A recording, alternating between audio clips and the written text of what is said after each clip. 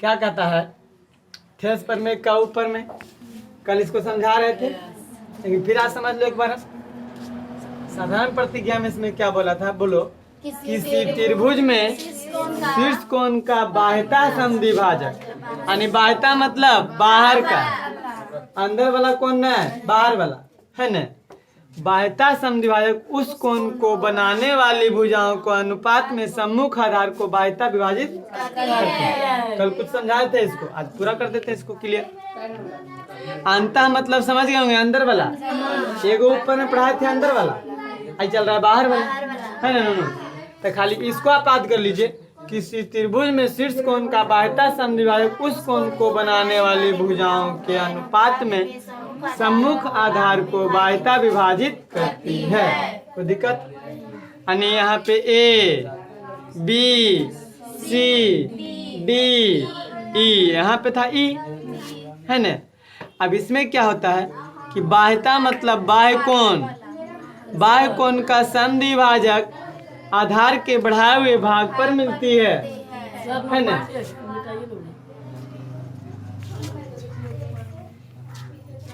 बाह्य कोण के आधार पर मिलती है। तो ई वाला कल कुछ समझा दिए थे, इसमें खाली लिखना है विशेष प्रतिज्ञा। इसको मिटाते पूरा। अब विशेष प्रतिज्ञा बोलो, कौची कौची लिखना था? नीचे में लिखना नहीं हटेगा, बहुत लंबा पर में था, दिखाए थे ना कल बताए थे आपको बेटा। ऊपर में बाह्यता वाला चल रहा है, बोलो कोई चीज लिखे थे? माना कि ए बी सी एक त्रिभुज है जिसमें शीर्ष कोण ए, जिसमें शीर्ष कोण ए का बाह्य समद्विभाजक, बाह्यता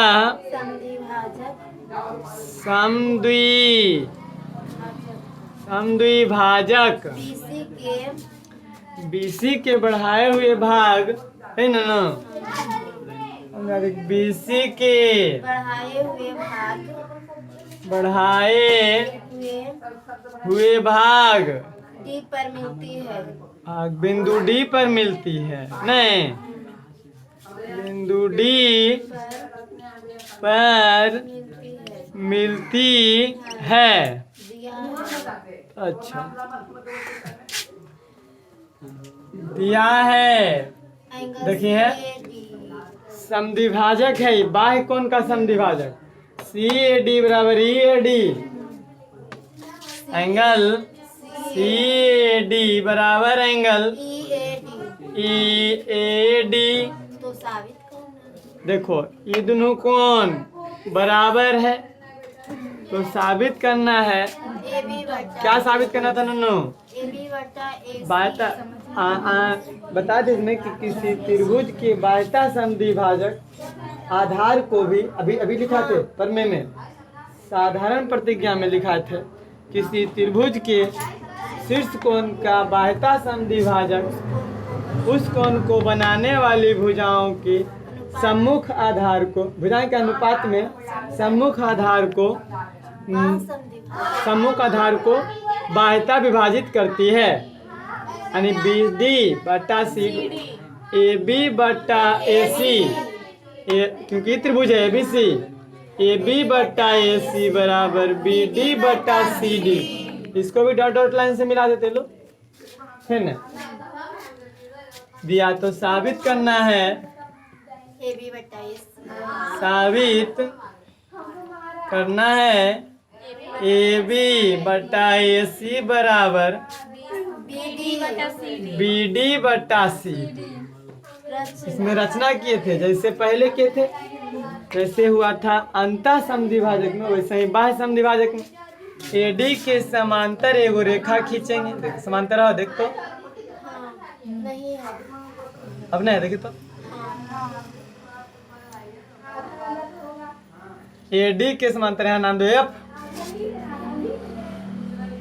AD समांतर FC खींचे रचना में समांतर खींचे AD के समांतर FC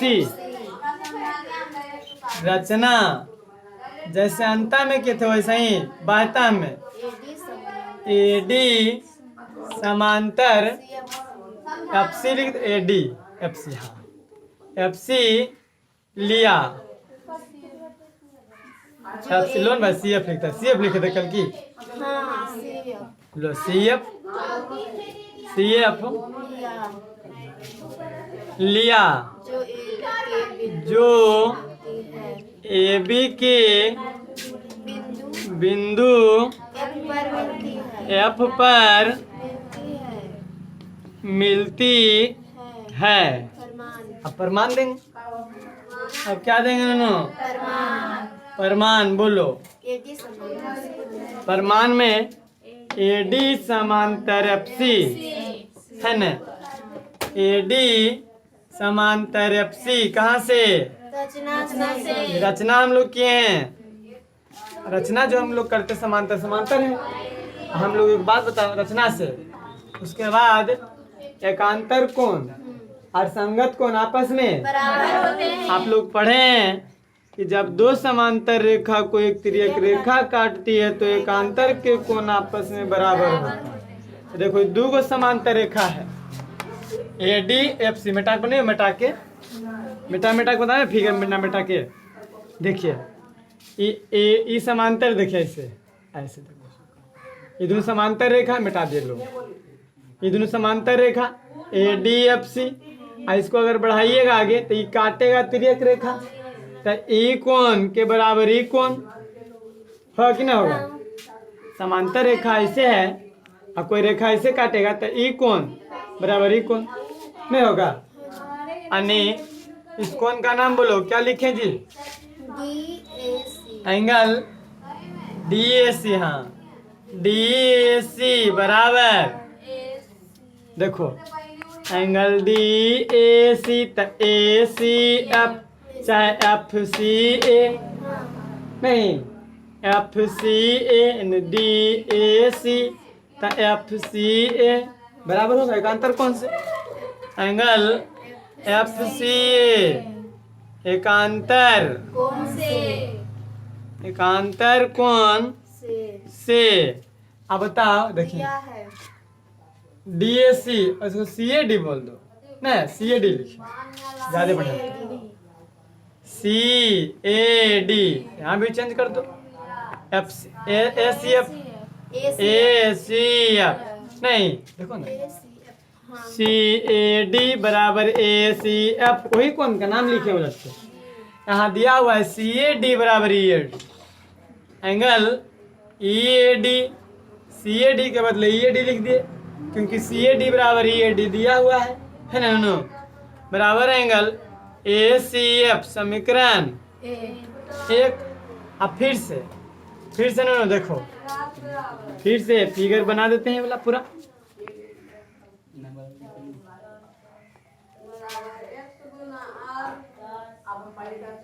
ऐसे था फिगर अब देखो ये दोनों समांतर रेखा है आई तिर्यक रेखा भी काटेगा कि नहीं काटेगा जब ये तिर्यक रेखा काटेगा तो देखो अब ई कोण बराबर ई कोण संगत के कोण से नहीं होगा इसका नाम बोलिए EAD बराबर AFC नहीं हो जाएगा एंगल EAD बराबर एंगल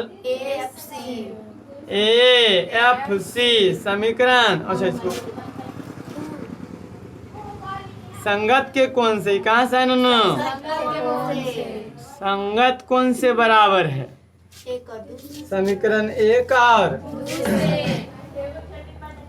समीकरण एक और दो से देखो LHS बराबर RHS बराबर होगा एंगल ACF बराबर एंगल AFC AFC देखो तो अब कहाँ चला कौन बराबर कौन आया जी ACF AFC ओ ई त्रिभुज में आ गया, ए सी एफ में, ई त्रिभुज में, क्योंकि ई कोण बराबर ई कोण आ गया ना। तो कौन त्रिभुज में ना ACF त्रिभुज ए सी एफ में, ए सी एफ में देखो ये दोनों कोण बराबर, हम जानते हैं समान कोण, हम जानते हैं, हाँ लिख देते हैं, हम जानते हैं कि किसी त्रिभुज में, समान कोणों के सम्मुख किसी त्रिभुज में समान कोणों की समान कोणों की सम्मुख भुजाएं सम्मुख भुजाएं आपस में बराबर होते हैं। तो बताओ क्या हो जाएगा, ए सी बराबर ए एफ नहीं हो जाएगा, ई कोण के सामने ई कोण के सामने ई, तो ए सी बराबर ए एफ नहीं हो जाएगा। नहीं समझ में लो बउआ, अभी क्या लिखे, समान कोणों की सम्मुख भुजाएं आपस में, ई कोण बराबर ई कोण है, देखिए है ना, हाँ तो इसके सामने वाली भुजा ई, देखो यहाँ ई है, यहाँ ई है, और ई वाला भुजा बराबर ई वाला भुजा, यहाँ देखो तो ए वाला भुजा बराबर ए वाला भुजा, और ए सी बराबर ए एफ है ना, लिखे थे कल है। अच्छा लोन भाई, ए एफ बराबर में, ऐसे लिखो चाहे उसे लिखो, बात तो बराबर है। अब देखो ये जब बराबर आ गया, ए एफ बराबर ए सी, हमको लाना है बी डी बटा सी डी। अब देखो यहाँ के बाद ए एफ बराबर में ए सी आ गया, ए एफ बराबर ए सी। अब क्या किया जाए यहाँ के बाद, ए एफ बराबर ए सी जब आया तो ले आइए हम लोग त्रिभुज ए बी डी में, है ना। अभी हम लाए हैं ए एफ बराबर ए सी, लाए ना नो। अब हमको चलना है त्रिभुज ए बी, ऐसा क्यों चलना है, क्योंकि देखिए ई बी मिटाइए, ये वाला ए बी डी ई भी मिटाइए, देखिए तो ये दोनों समांतर है, तो समांतर जैसे ही ऐसे समझो, पहले त्रिभुज यहाँ लिखते, त्रिभुज ए बी डी में ए डी समांतर एफ सी रचना से, है ना, ए डी समांतर एफ सी रचना से, कहाँ से नो, जैसे ही रचना से बड़ा समांतर है,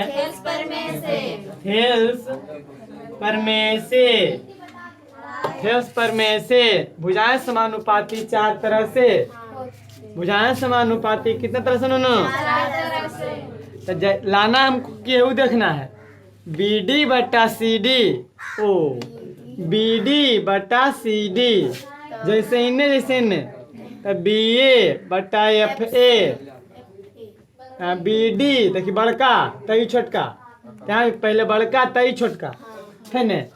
थेल्स परमेय से भुजाएं समानुपाती चार तरह से, तो हो जाएगा बी ए बटा एफ ए, बी ए बटा में बराबर में बी डी बटा में सी डी, बी डी बटा सी डी, बाह्यता समद्विभाजक बी डी बटा, देखो अंतः समद्विभाजक में ऐसे था ए बी सी डी, यहाँ रचना किए थे, ऐसे रचना किए थे, यहाँ ए बी बटा ऐसे रहा, बी डी बटा डी, बी डी बटा, देखो यहाँ से बाहर वाला, यहाँ से भी बाहर वाला हो गई, बी डी बटा सी डी, बात समझ में आया कि नहीं, बी डी बटा में, खैर इसको समझा दिए थे, इसको मतलब नहीं है। चलिए हम बी ए को ए बी, एफ ए को ए एफ,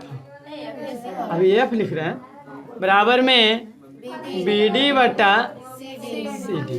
अब देखो हमको लाना है ए बी बटा ए सी, देखिए ए एफ बराबर ए सी लाए हैं, ए एफ बराबर ए सी साबित किए अभी नहीं, तो एफ के बदले में सी लिख सकते हैं।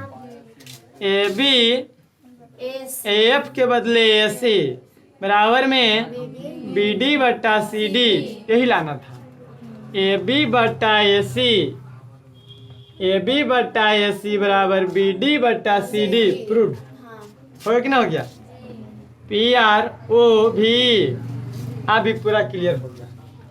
कल इसको कर दिए थे क्लियर, है ना? अब आज पूरा फाइनल हो गया। नोट कर लो इसको। अब एगो क्वेश्चन, इसको फिगर सही ढंग से बना देते हैं। फिगर सही ढंग से क्लियर कर देते हैं।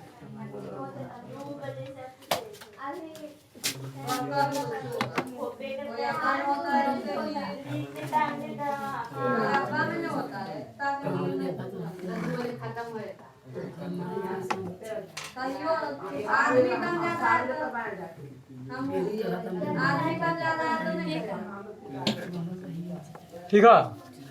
हाँ, ए बी सी डी, हाँ आई रचना किए थे।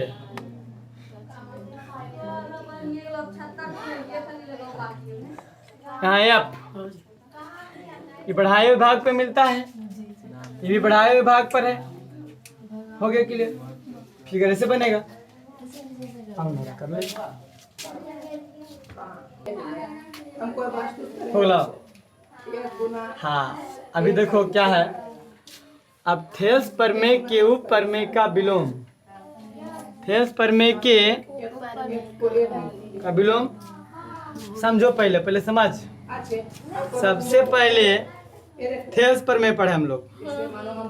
थेल्स, अब थेल्स प्रमेय में क्या पढ़े थे कि किसी त्रिभुज के एक भुजा के समांतर खींची गई रेखा अन्य दो भुजाओं को जिन दो बिंदु पर मिलती है वह बिंदु उन भुजाओं को समान अनुपात में बांटती है। यानी इसी डी हाई, यानी जब इस समांतर था BC समांतर डी, BC समांतर डी, तो थेल्स प्रमेय पता AD बट्टा DB बराबर AE बट्टा E।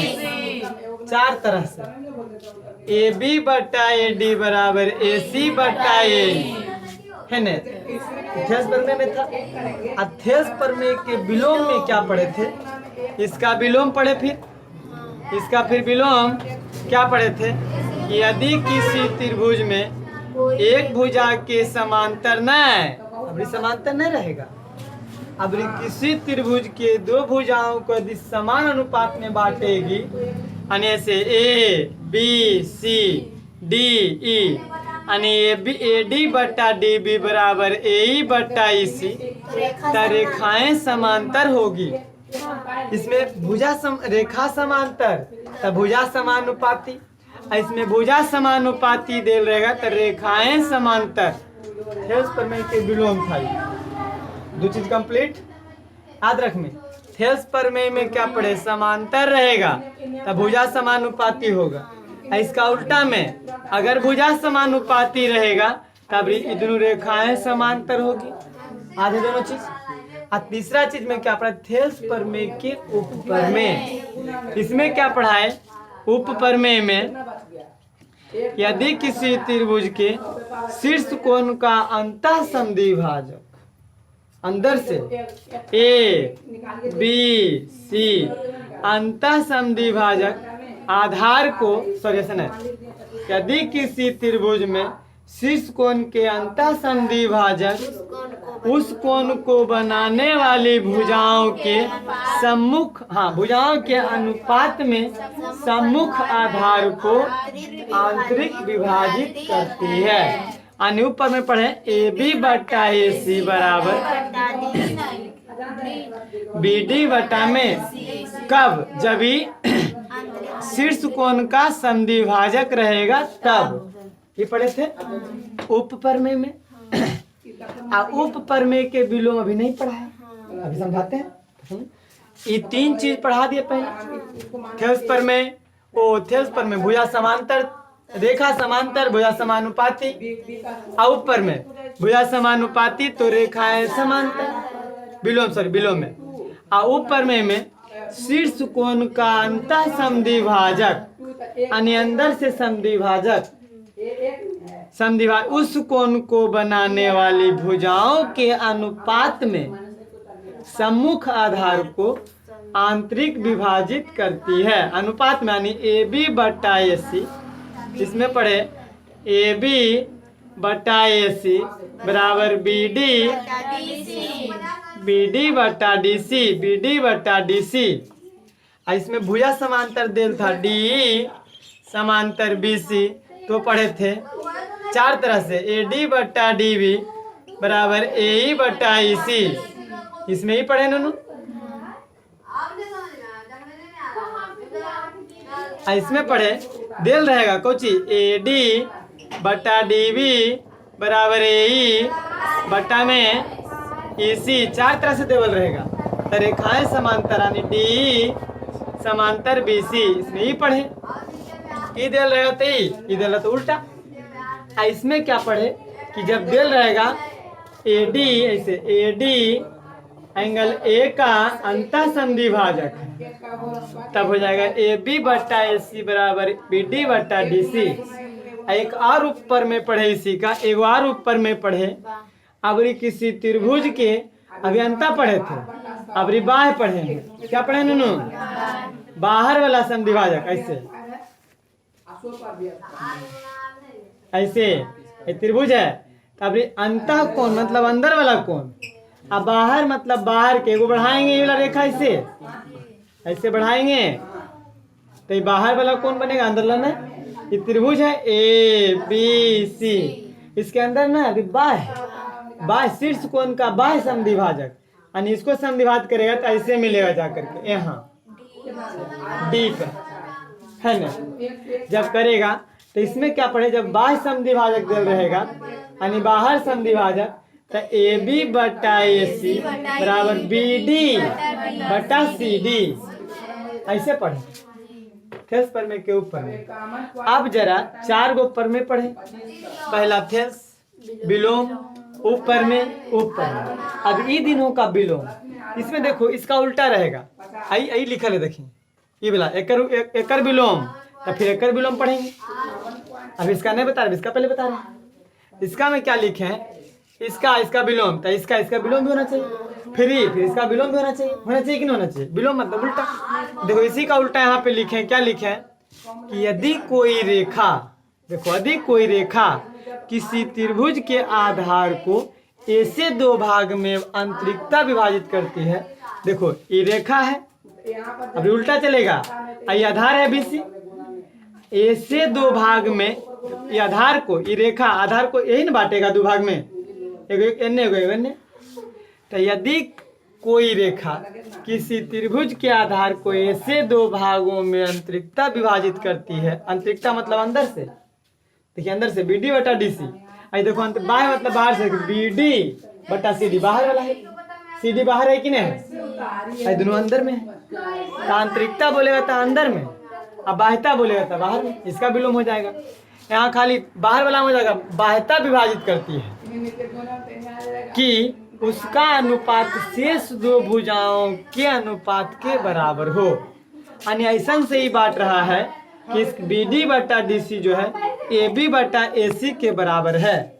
वही ना बोला देखिए कि उनका अनुपात शेष दो भुजाओं, ये बांट दिया नूनू, तो शेष दो भुजा यही बचा, ये अनुपात देखिए शेष दो भुजाओं के अनुपात के बराबर हो, यानी AB बटा AC बराबर BD बटा DC हो, है ना। तो विभाजन बिंदु और शीर्ष बिंदु, तो विभाजन बिंदु ही बोला है, दो भाग में बांटा, बराबर नहीं बांटा, लेकिन दो भाग में बांटा नहीं। विभाजन बिंदु और शीर्ष बिंदु मिलाने वाली रेखाखंड शीर्ष कोण को अंतः समद्विभाजित करेगी, यानी बराबर भाग में बांट देगी। पहले बराबर भाग में बांटता था, तलाए थे AB बटा AC बराबर BD बटा DC, अबरी कह रहा है AB बटा AC बराबर BD बटा DC रहेगा, तभी वाला हो जाएगा अंदर बराबर, अंतिम समद्विभाजित करेगी, दो भाग में ही बांटेगी। बात समझ में आ गया? उल्टा पहले दिल था AD A का समद्विभाजक है, AD बराबर दिल था, अब दिल रहेगी AB बटा AC बराबर BD बटा DC, तो हम कहेंगे AD कोण A का समद्विभाजक है हेल्स प्रमेय के उपप्रमेय के विलोम से। बात समझ आया? तो साबित करेंगे। अब फिर चलेगा एकरा पढ़ाने के बाद फिर इसमें आएंगे विलोम में, इसका विलोम बाह्यता विलोम। तो इसमें लिखाएगा उसमें कि यदि कोई रेखा किसी त्रिभुज के आधार को ऐसे दो भाग में बांटती है, ऐसे दो भाग में बाह्यता विभाजित करती है, अभी आंतरिकता था, अभी बाह्यता विभाजित करेगा यानी BD बटा CD कि उसका अनुपात शेष दो भुजाओं के अनुपात के बराबर हो, तो भुजा AB बटा AC बराबर BD बटा CD दिल रहेगा। तो विभाजन बिंदु यहाँ है, विभाजन बिंदु यहाँ, देखिए कौन के विभाजन बिंदु यहाँ है, विभाजन बिंदु और शीर्ष बिंदु, तो शीर्ष यहाँ है। मिलाने वाली रेखाखंड शीर्ष कोण को बाह्यता शीर्ष कोण को अब यहाँ बाह्यता समद्विभाजित करती है, इसमें बाह्यता होगा, इसमें अंतर होगा। आप समझ में आया? पूरा समझा है ना? यानी क्लियर होना चाहिए। इसका तो इसका विलोम, फिर ऊपर में तो ऊपर में का विलोम, हम पहले ही दोनों पढ़ा चुके। फिर अब इसका विलोम अगला एक्सरसाइज में इसका जरूरत पड़ेगा, इसका विलोम फिर इसका विलोम। तो इसमें साबित करेंगे, फिगर तो इसमें बनेगा, नहीं बनेगा, विलोम पढ़ रहे विलोम में फिगर से मसना। यहाँ दिल रहेगा AB बटा AC बराबर BD बटा DC, तो हम कहेंगे थे उस प्रमेय के उपप्रमेय के विलोम से AD यानी ऐसे BAD बराबर CAD समद्विभाजक होगा, साबित करेंगे समद्विभाजक होगा। समझ लो कि नहीं लो? तो इसको अब समझ गए होंगे कि जिसको पढ़ रहे हैं उसका उल्टा, जरूरी नहीं कि उल्टा पढ़वे करे, विलोम पढ़वे करे। क्वेश्चन में NCERT में इसका एगो क्वेश्चन दिल है, एगो क्वेश्चन है, तो विलोम नहीं पढ़ाते इसका, खाली ऊपर में पढ़ाते। अब कोई भी चीज अगर हम पढ़ाते हैं, कोई भी चीज सिंपल सी बात, अगर मान लिया 2 जोड़ 2 बराबर 4, तो हम 4 को 2 जोड़ 2 लिख सकते हैं उल्टा भी। कोई भी चीज का आप मान लिया कोई प्रमेय पढ़ाए हम और उसका विलोम हम नहीं पढ़ा पाए, मान लिया जाए, तो आप लोग जैसे हम पढ़ा दिए 2 जोड़ 2 बराबर में ये पढ़ा दिए, हम पढ़ावे नहीं किए कि 4 को हम लिख सकते हैं 2 जोड़ 2, तो ये अपने दिमाग लगा दीजिएगा उल्टा। 2 जोड़ 2 बराबर 4, तो हम 4 को 2 जोड़ 2 नहीं लिख सकते हैं, 4 को हम ऐसे नहीं लिख सकते हैं 3 जोड़ 1, अपने मर्जी से दिमाग लगाएंगे। 4 को नहीं लिख सकते हैं इससे, 4 को 2 जोड़ 1 जोड़ 1, अपनी मर्जी से दिमाग लगाएंगे। तो जे हम नहीं पढ़ाए उल्टा उसका दिमाग लगा लीजिएगा खुद। मान लीजिए हम कभी नहीं पढ़ाए, अभी तो बता रहे हैं कि ऊपर में का विलोम, एक का विलोम को पर में पढ़ाए उसका विलोम में नहीं पढ़ाए, तो विलोम आप खुद ही समझिएगा कि विलोम से ऐसा हो सकता है। बात समझ में आ गया कि नहीं आ गया? जैसे मान लो ऐसे ऐसे पढ़ेंगे, ऐसे देखो ये त्रिभुज में, अभी समझाते हैं। अभी इसको मिटा देते हैं, लिख लिए आप, इसको नहीं लिखना है आप लोग को, इसको सिर्फ साधारण प्रतिज्ञा पुनः कल बताएंगे, इसको पुनः कल इसको साबित करेंगे कि देखो ये वाला ये जो रेखा है ये कोण A का बराबर बराबर 2 भाग में बांटेगा कि नहीं, बांटवे करेगा कंफर्म नहीं।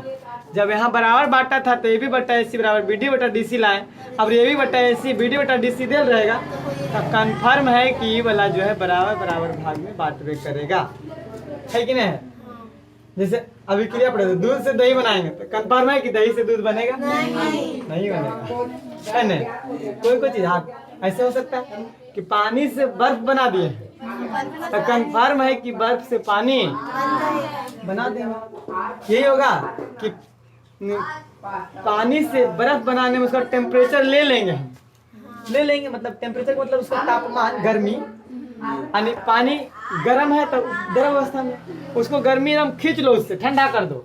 ठंडा करने मतलब क्या है कि उसका गर्मी घटा दिए तो बर्फ बन गया, यानी तापमान उससे गर्मी लिए टेम्परेचर उसका ले लेंगे, छीन लेंगे तो बर्फ बन जाएगा, और फिर टेम्परेचर उसको दे देंगे, ठीक है, पानी बन जाएगा। और टेम्परेचर दे देंगे ज्यादा, ले और ले तो गैस बन के उड़ जाएगा, और गर्म कर देंगे तो गैस बन के उड़ जाएगा, नहीं हो जाएगा इससे, तो सब चीज कहानी खत्म। तो यहाँ भी देखो, यहाँ समझाते हैं, इसको मिटाते हैं फिलहाल, इसको पुनः कल बताएंगे, कल पुनः चलेगा। देखो थोड़ा सा नहीं, हम कुछ पूछना चाहेंगे अभी आपको,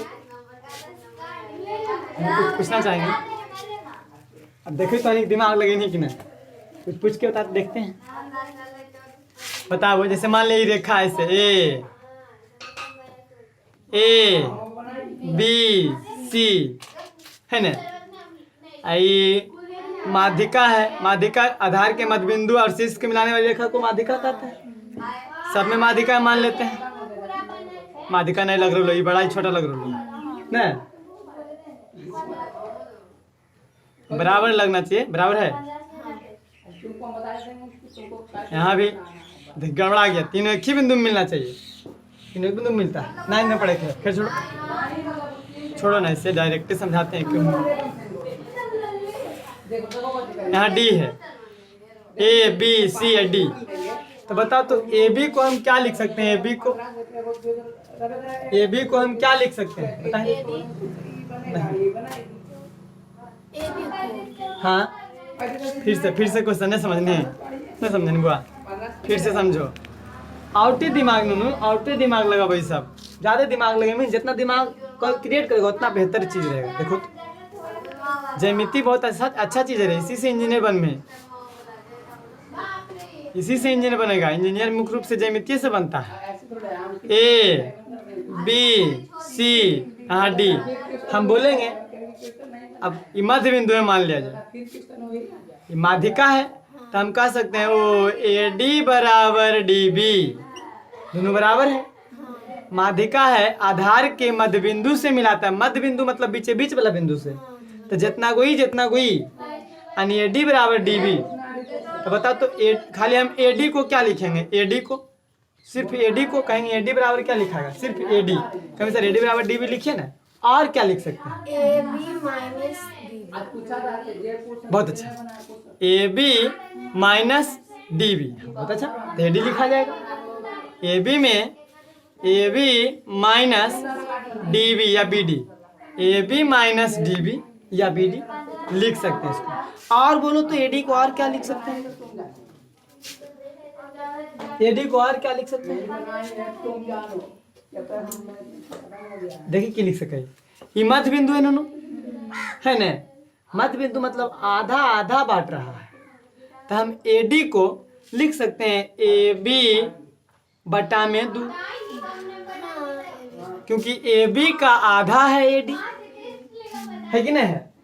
इसे फालतू दिमाग अपने लगे में कि क्या क्या हम इसको लिख सकते हैं। ए डी को हम क्या लिख दिए? ओ पूरा के आधा है नहीं, यानी ए बी बटा 2। ए डी को हम क्या लिख दिए? ए बी बटा 2। ए डी को देखो तीन तरह से लिख सकते हैं, इसको नहीं लिख सकते हैं ए डी बराबर डी बी, क्योंकि मध्य बिंदु था। और दूसरा में ए डी खाली लिखना है, तो ए बी में घटा दिए डी बी, बच गया ए डी, बहुत अच्छा। एक और लिख दिए हम ए डी बराबर, ओ यार मध्य बिंदु है, मध्य बिंदु रहेगा तब भी ए बी बटा 2 लिखाएगा, आधा है ना।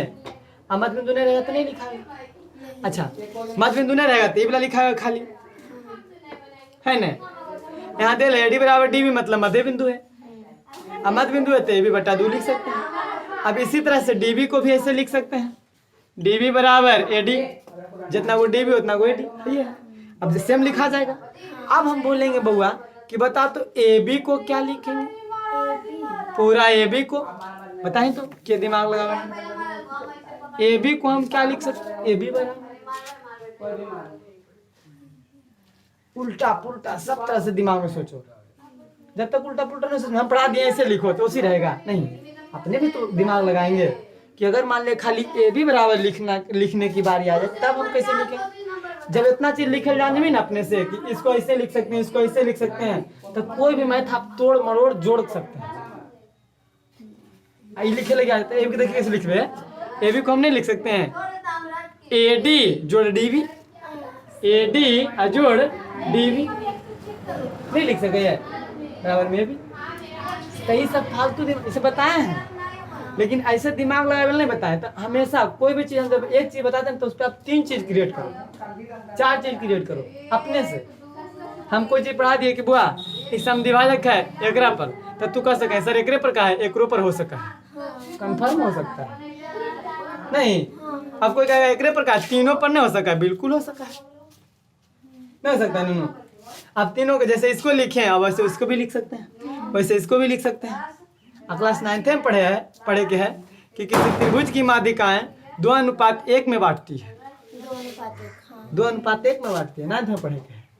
2:1 मतलब ये 2 भाग तो ये 1 भाग, ये 2 भाग तो ये 1 भाग, ये 2 भाग तो ये 1 भाग, 3 भाग में साबित करेगा। प्रमेय नंबर 39 में शायद क्लास 9th में 78 पर में पढ़े थे नहीं, और क्लास 10th में 20 गो पर में ये पढ़े थे। क्लास 10 में 20 गो है, सोचिए ऐसी खत्म 20 गो। तो क्लास 9 जरूरी था, क्लास 8 से जरूरी है क्लास 9। और सब लोग क्लास 9 छोड़ के क्लास 10 में तब चल ना पढ़ ले भोग ले। क्लास 10 में कुछ नहीं, क्लास 10 में सिर्फ पढ़नी तो सिर्फ बस सिर्फ आप बोर्ड की तैयारी हुआ आपका, यानी एग्जाम की तैयारी हुई क्लास 10 पढ़ने से। आप क्लास 9 10 दोनों पढ़वी तो समझ लें आप इंजीनियर लेवल तक तैयार हो गए। और 9 10 से फालतू कोई एग्जाम में नहीं पूछता, 11th से नहीं पूछता, क्योंकि 11th में बड़का क्वेश्चन रहा, 11th से उतना नहीं पूछता है। तो आप लोग ये सब क्लियर रखना। हम एक चीज बताएंगे, आप लोग 3 चीज क्रिएट करना अपने मन से। आप पूछ बैठना हो जे परी कि सर ऐसे लिख सकते हैं कि नहीं, है कि नहीं, पूछ भी तब ना। अब तो लोग पूछबे नहीं करते, हम बता रहे हैं हाँ सर ठीक हो, जे बतेली उतने में हाँ सर ठीक है। तो क्रिएट करो, दिमाग में अपने बनाबो कि हाँ इसको हम ऐसे लिख सकते हैं। अब यहाँ पे बी, यहाँ पे बी, यहाँ पे सी है, यहाँ पे कोई बिंदु है, हम बोलेंगे बी सी को क्या लिखेंगे जी बताओ, बी ओ जोड़ो सी। कहेंगे बी ओ को क्या लिखेंगे जी बताओ, बी सी माइनस ओ सी। नहीं कहेंगे मध्य बिंदु है तो क्या लिखेंगे जी, बी ओ बराबर B C, sorry B O बराबर ओ सी। अब बोलेंगे और क्या लिखेंगे तो बी सी बटा 2, बी ओ बराबर बी सी बटा 2। नहीं लिख सकते हैं, ढेर चीज लिख सकते हैं अपनी मर्जी से। तो खैर ये चीज समझ में आ गया ना। अब कल पढ़ाएंगे इसका विलोम, ये वाला ठोस प्रमेय के उप प्रमेय का विलोम, इसको रख लीजिएगा थोड़ा बहुत। उल्टा है सिर्फ उसका सिर्फ क्या है उल्टा है। आज भर के 2-3 दिन, 15 तारीख से केमिस्ट्री क्लास चालू हो जाएगा, 15 तारीख से केमिस्ट्री शुरू, ठीक है।